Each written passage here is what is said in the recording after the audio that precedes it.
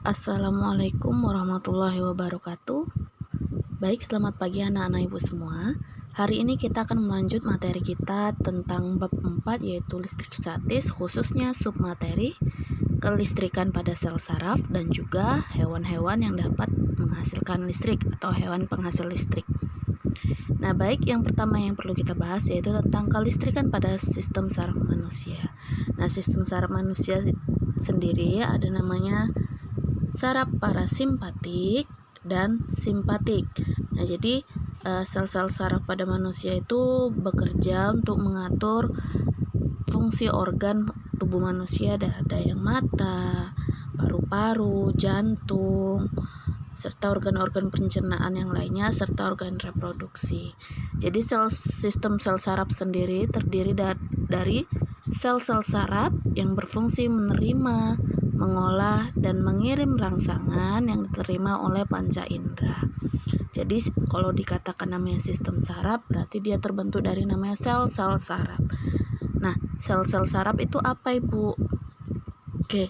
Jadi sel saraf itu nama lainnya adalah neuron. Jadi bahasa biologi dari sel saraf itu adalah neuron. Nah, kalau kalian lihat yang gambar ini, seperti inilah gambaran sel saraf manusia.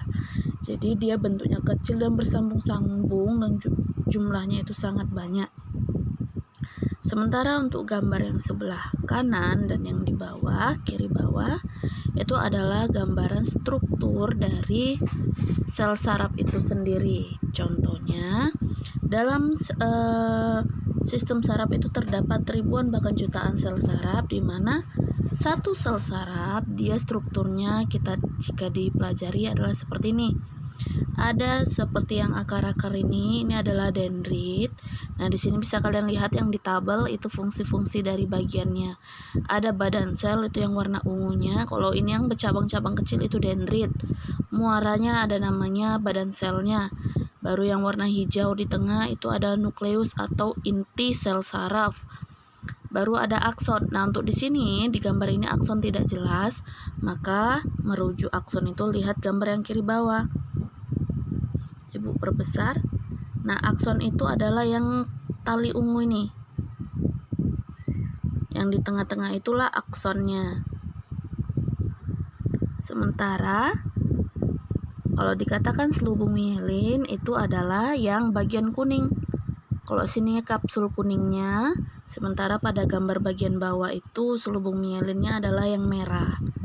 Kemudian ada sel squam, itu adalah bagian tengah dari selubung mielin.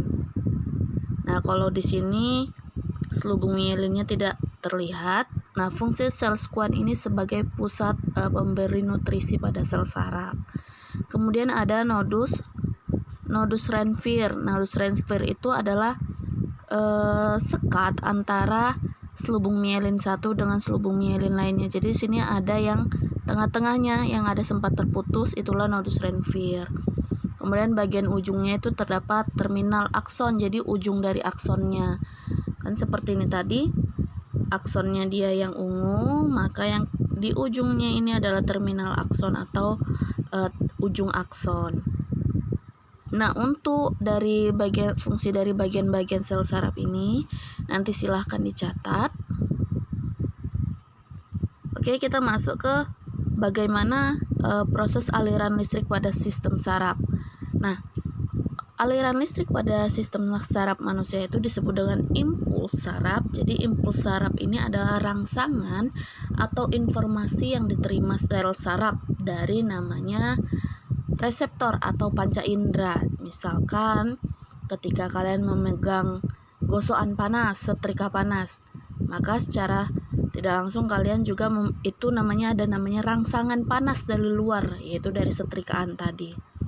Nah, konsep dari kelistrikan pada sel saraf ini berbeda dengan kelistrikan pada aliran listrik. Kalau kelistrikan pada benda, dia berkaitan dengan elektron.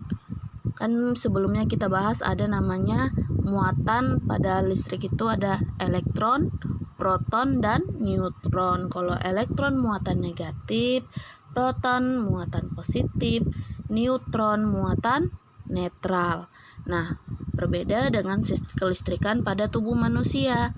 Dia tidak dipengaruhi oleh elektron, tetapi dipengaruhi oleh komposisi ion. Jadi ada ion positif dan ion negatif. Nah, muatan dari yang ada di luar dan di dalam sel itu dia tidak dapat tarik-menarik, melainkan dia nanti bergantian sesuai dengan adanya rangsangan. Jadi dia antara ion muatan negatif dan positif itu ada pemisahnya, yaitu membran sel. Membran sel terutama yaitu membran sel saraf. Nah, kalaupun ada tarik-menarik antara muatan negatif dan positif, itu terjadi jika ada rangsangan tadi.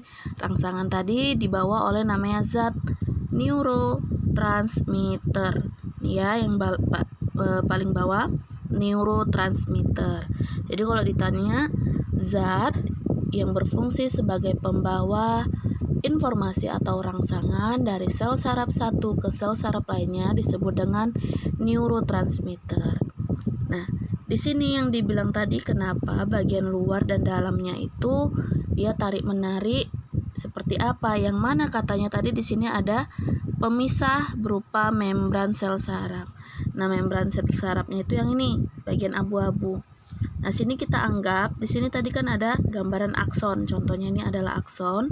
Ketika diperbesar, dipotong, maka di sini terlihatlah bagian luar akson itu ada muatan ion positif, sementara di bagian dalam dominan dengan muatan ion negatif. Jadi ketika ada rangsangan lewat, maka yang positif tadi yang di luar masuk ke dalam dan yang negatif di dalam keluar, seperti itu. Jadi bolak-balik seperti itu.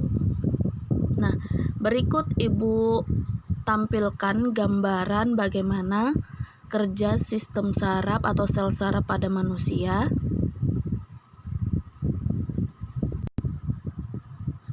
Baik, Ibu ulang. Ini adalah sistem saraf pusat manusia, yaitu ada otak dan sumsum tulang belakang ya.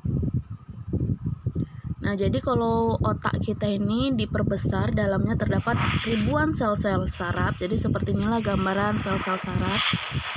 Nah, apa Bu yang cahaya yang lewat-lewat? Cahaya yang lewat itu adalah rangsangan atau impuls ataupun informasi yang dibawa oleh panca indera kita ke otak atau ke sistem saraf kita sebagai informasi apa yang harus kita lakukan selanjutnya, misalnya seperti itu. Nah, ini dia. Perhatikan yang ada titik-titik bagian luar. Oke, di sini pada bagian luar itu terdapat ion positif. Jadi pada bagian luar aksonnya itu yang titik-titik itu terdapat ion positif. Nah, ketika tidak ada namanya rangsangan atau impuls, maka ion positif tadi berada di luar membran sel saraf atau di luar akson tadi. Namun ketika ada cahaya tadi yang lewat, ingat yang cahaya tadi lewat itu diilustrasikan sebagai impuls ataupun informasi ataupun rangsangan yang dari luar.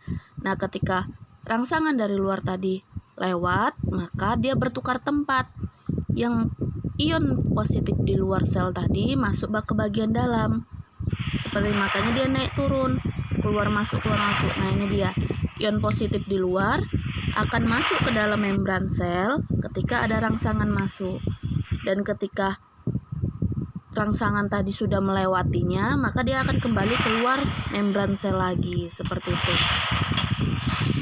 Nah, ini adalah gambaran di dalam sel saraf tadi. Nah, jika kalian lihat yang warna merah-merah di dalam bola itu disebut dengan zat neurotransmitter.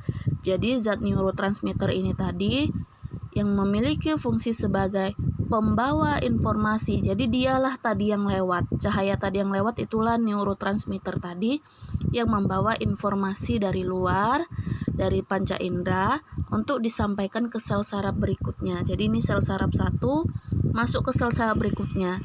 Nah, zat neurotransmitter ini bakal keluar dari sel saraf pertama kemudian menempel. Jika kalian perlihatkan di bawah itu ada yang bulat-bulat merahnya, itu neurotransmitter bakal menempel di pintu masuk sel saraf berikutnya dan membuka pintunya. Nah, terbukalah pintunya, masuklah ion natriumnya. Jadi di luar sel saraf itu terdapat banyak ion natrium yang warna ungu. Bola-bola warna ungu itu adalah ion natrium, di mana zat neurotransmitter tadi keluar dari sel saraf pertama, menempel di pintu sel saraf berikutnya untuk membuka pintunya, sehingga ion natrium dapat masuk dan membawa informasi dari sistem panca indera kita, seperti itu. Nah, di sini Bu jelaskan kembali. Ini ada gambar, misalnya ini tadi kan adalah perbesaran dari aksonnya. Nah, yang bagian kuning, garis kuning itu anggap itu membran sel sarafnya. Maaf, belum.